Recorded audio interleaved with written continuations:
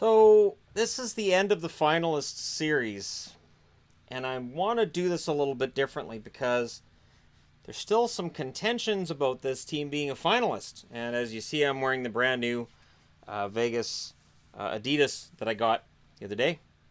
It's the first time I've worn this for this occasion. Um, Vegas is a team that causes great opinions on both sides of the board. There are those, myself included, that watched this all season not believing in it until roughly playoff time. And there are many who just see this as a big scandal. So I'm going to try to wade through this as much as possible. And I'm going to start with the myth that this team couldn't play against teams in the East. Teams in the East that made the playoffs, they were 1-1 against Boston. They were 1-1 against New Jersey. 1-1 against Columbus.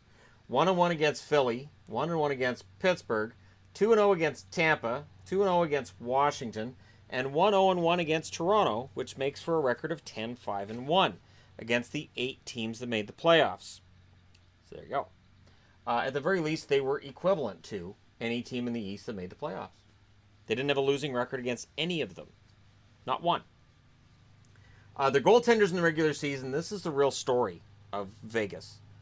With Fleury, they were 29-13-4. With Malcolm Subban, they were 13-4-2. And if you do the math, they had a better winning record with Subban than Fleury. Though Subban was not as good as Fleury. Because what Vegas did this year was, when their goaltenders weren't necessarily as good as the other team's goaltenders, they just score more goals. They would adjust. And Gerard Gallant, whose name isn't on here, and I do need to do a Gerard Gallant video, and I know that, and I will. But Gallant was able to change their game based on what his lineup was. Legasse's record at 6-7-1 is poor, but Legasse, and I mean no disrespect to him, not really an NHL level goaltender. Oscar Dansk had 3 wins of the 3 games he played in before he got injured, and of course goalie injuries were the name of the game early on. And when Fleury got injured and then Subban got injured, we all wrote them off. Myself included. It's like, okay, well, that's it. They're done. They're going with Oscar Dansk. Good luck with that guy. Legasse. Who's Legasse? And they did come in below 500 with Legasse playing, but they still won 6 games out of 14 with him in net, which is kind of insane. Now, we'll get into the playoff scoring, and I'll do this first. We'll do the playoff scoring first. Again, I'm trying to do this a little bit differently because we just went through this a couple weeks ago. Riley Smith, 5 goals and 17 assists. Jonathan Marchessault, 8 goals, 13 assists. William Karlsson, 7 goals and 8 assists. James Neal, 6 goals, 5 assists. Alex Tuck, 6 goals, 4 assists. Shea Theodore, 3 goals, 7 assists. Eric Howla, 3 goals, 6 assists. David Perron, 1 goal and 8 assists. And of course, Marc-Andre Fleury, 13-7, 2.24 goals against, .927 save percentage. So what happened here is simple. They played against 3 teams that were not able to consistently play against them well. And then they ran into a finalist that had them figured early on. And honestly, I don't think enough credit gets given to these Stanley Cup champions, even though they just won it. Against the Kings in the first round, Vegas sweeps them. They win 1-0, 2-1 in overtime, 3-2, and 1-0. And it is the most impressive sweep of a goaltender who was playing just so darn well in Jonathan Quick. And he got 0 wins for his work. And Jonathan Quick's save percentage at the end of that series was better than either run he had at the Stanley Cup, including 2012 when the guy was so good. Then they play San Jose in the second round. And again, we're kind of expecting them to come back to earth. We're expecting that fall. It's going to happen. They beat San Jose 7-0 in Game 1. Then they lost Game 2, 4-3 in double overtime. They won Game 3 in overtime. And of course, that Game 2 that they lost, there was some controversy around that, right? When they lost Game 4, 4-0, it sort of looked like maybe those wheels were coming off. Maybe San Jose had figured something out. Maybe Vegas was finally starting to look like an expansion team. This is their first year. Game 5, they shut that noise down quickly with a 5-3 win. And then in Game 6, they win 3-0. So Marc-Andre Fleury, shutout in a victory. When he has a chance to eliminate a team, the smackdown is laid. In the third round against Winnipeg, Winnipeg wins the first game 4-2. And you know, Winnipeg was tired, and yet Washington was coming off a 7-game series too. And I've had a debate, and I've got that all written down. I need to continue to go through that and go through the actual record of teams that play a 7-game series against teams that haven't in the previous round, and come up and figure out the actual number of times that's been an issue and that team's fallen apart in the next round. Early research that I've done shows that, honestly, their record isn't any better or worse for the most part than a team that's got a 4-game sweep in the round before. But I'll continue to do said research, and I'll let you guys know what I find. In Game 2, Vegas wins 3-1. Game 3, it's 4-2. Game 4, it's 3-2. And Game 5, it's 2-1. Winnipeg got frustrated. They got frustrated by Fleury. They got frustrated by defense. They got frustrated by the trap. They came out of a series against a Nashville team whose defense and goaltending were not as good as they'd been the year before.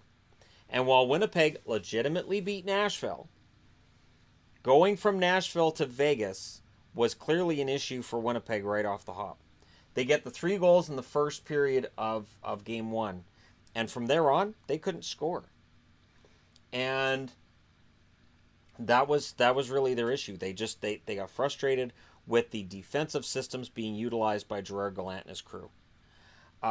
Vegas is not a team that you look at and you say, what a team of superstars. But they've got a hardworking team reminiscent of the 1996 Florida Panthers with a little more offensive talent than those 96 Panthers had. And probably a goaltender in Fleury who's even more of a playoff goaltender than what Van Beesbroek was that year. So in the finals, they meet Washington, right? They win Game 1 6-4. And there's some mild panic among fandom. There are conspiracy theories abounding all over when Game 1 is won 6-4 by Vegas. Then the conspiracy theory flips when Vegas loses. So I guess no matter who wins, it's a conspiracy in some people's eyes. And I haven't discussed it lately on the channel because it's ridiculous. Vegas loses the next 4 games in a row, 3-2, 3-1, famously 6-2, and 4-3. It damages Fleury's save percentage and goals against to the point where he is no longer in the Conn Smythe conversation that he was winning coming out of the series against Winnipeg.